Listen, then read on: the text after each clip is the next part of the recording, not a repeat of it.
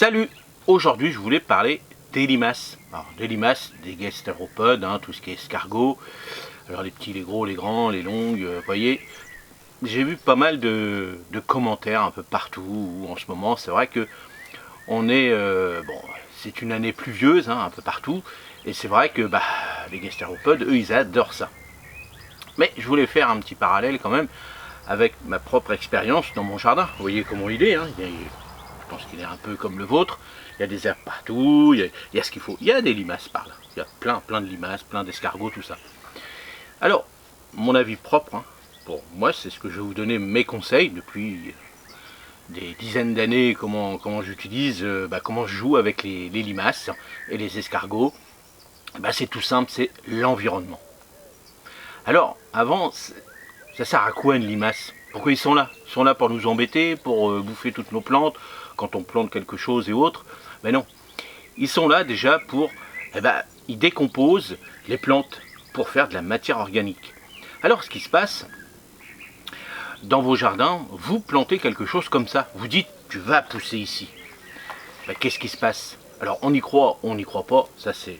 Vous choisirez vous-même dans les commentaires si vous voulez m'expliquer pourquoi. Mais une plante, elle va être stressée. Elle va être stressée. Alors ce qui va se passer, c'est que les gastéropodes, eux, hop, comme ils sont là pour nettoyer, hop, il y a une plante, hop, on va la nettoyer, on va nettoyer le sol, ça va faire de la matière organique, et puis après tout le reste va s'enchaîner sur nos sols et dans notre sol. C'est le but du jeu des gastéropodes. Alors il n'y a pas que, bien sûr, mais déjà à quoi ça sert? C'est ça. Ça sert, pour ma part, c'est comme ça que quand vous voyez une définition où vous voulez, une limace, ça décompose des plantes et après ça fait de la matière organique. Alors, j'ai peut-être pas les termes bien précis, mais voilà, faut retenir ça. À quoi ça sert une limace? Ça bouffe vos plantes pour faire de la matière organique. Alors, les plantes qui vont manger le plus, c'est celles qui sont stressées, que vous imposez ici. Toutes celles, par exemple, quand vous coupez, vous voyez bien, quand vous coupez une laitue, vous laissez quelques feuilles, tout de suite après, les limaces sont là en dessous et tout, ils sont en train de les bouffer, alors il n'y a pas qu'elles, Mais, donc voilà, ça sert à ça, donc c'est hyper important, les limaces, ça joue un rôle important dans nos potagers, dans nos jardins, et aussi, ça sert, à se faire bouffer. Grosso modo, ça donne à manger aux autres. Alors aux autres, quelle autre personne? Déjà, écoutez,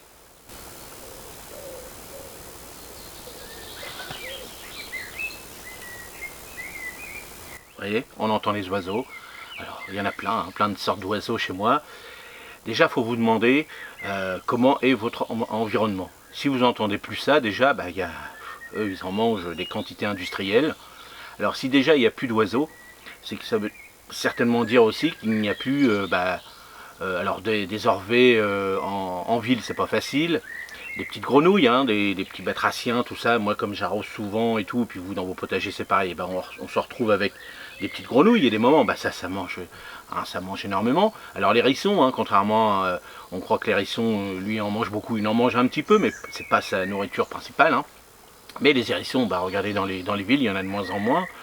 Donc tout ça, l'environnement, est-ce que vous avez tout ça? Posez-vous la question, est-ce que vous n'avez pas trop de chats? Alors c'est vrai que quand on est en ville, on a les chats des voisins, on a tout le monde, on a des chiens. Vous voyez, tout ça, les oiseaux ne vont pas venir dans votre jardin s'ils savent qu'ils vont se faire bouffer par le chien ou par le chat. Donc moi, vous avez vu que j'ai des chats à la maison, bien sûr, ça régule. C'est grand, donc les chats, ils sont pas partout. Les oiseaux, ils ont des perchoirs partout, ça c'est important aussi. Quand vous faites un potager en plaine, je vois des fois, vous m'envoyez des photos, et vous faites ça sur un grand carré d'herbe, et puis vous mettez votre potager au milieu, puis tout autour, il n'y a rien. Il n'y a pas d'herbe, il n'y a pas d'arbre, il n'y a pas d'arbustes, il n'y a pas de tout ça. Bon, les oiseaux, ils sont pas fous, s'il n'y a rien autour, ils n'ont pas de perchoir, ils peuvent pas regarder. Regarde, écoutez les oiseaux, ils sont dans des branches, ils se parlent, ils se donnent des signes. Attention, voilà l'humain, attention, il y a le chat, attention ça, le sifflement est différent.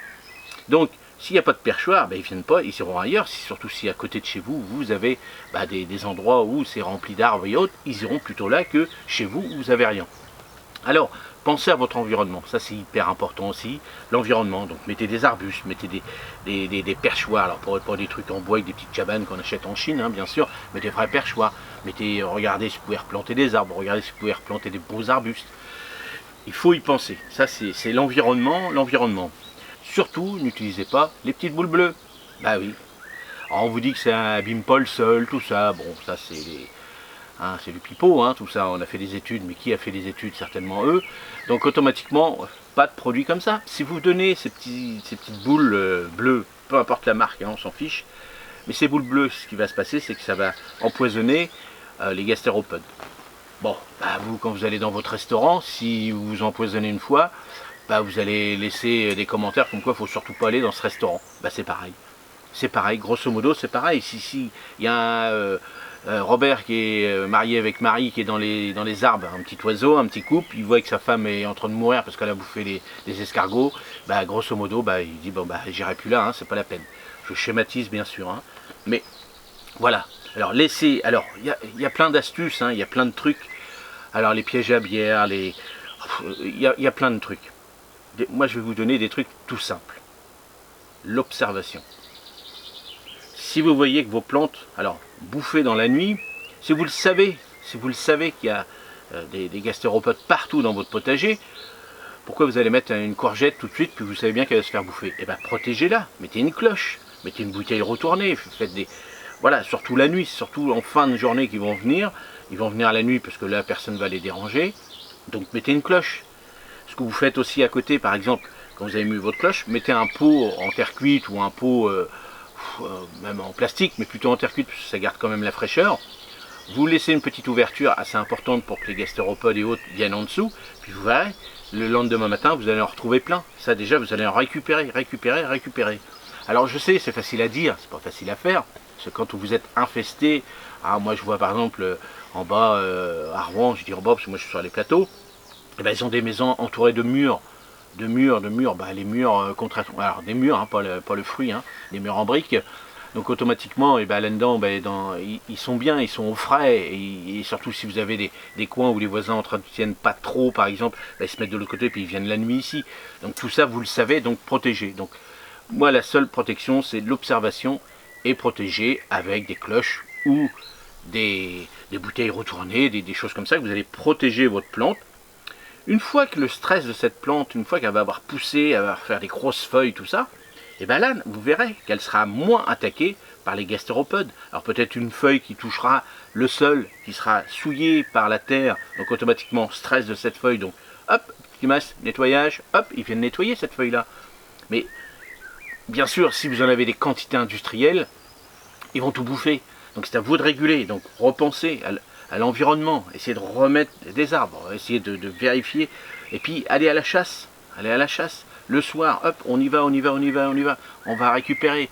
Et puis pas de boule bleue, déjà ça vaut une fortune, et puis ça sert à rien. Le restaurant va être fermé rapidement, parce qu'il ne va pas être bon.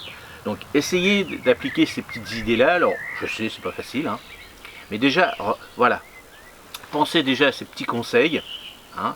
Après, bon, j'ai vu sur internet, hein, il y a pas mal de pièges à bière, les trucs comme ça, mais les pièges à bière, vous les attirez, hein, automatiquement.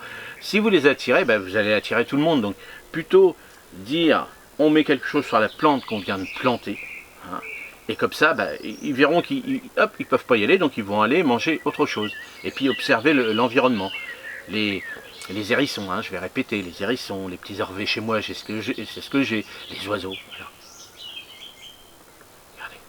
C'est magnifique. Hein, moi j'en ai toutes sortes, toutes formes, tout.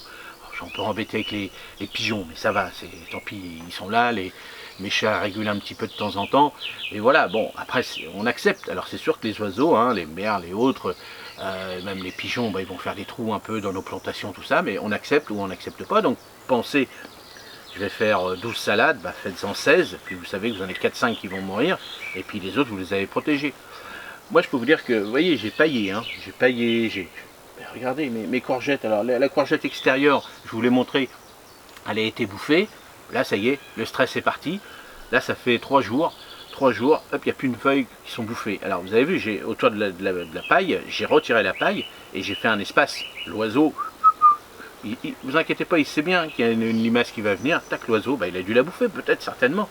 Ici, regardez, j'ai de la paille partout.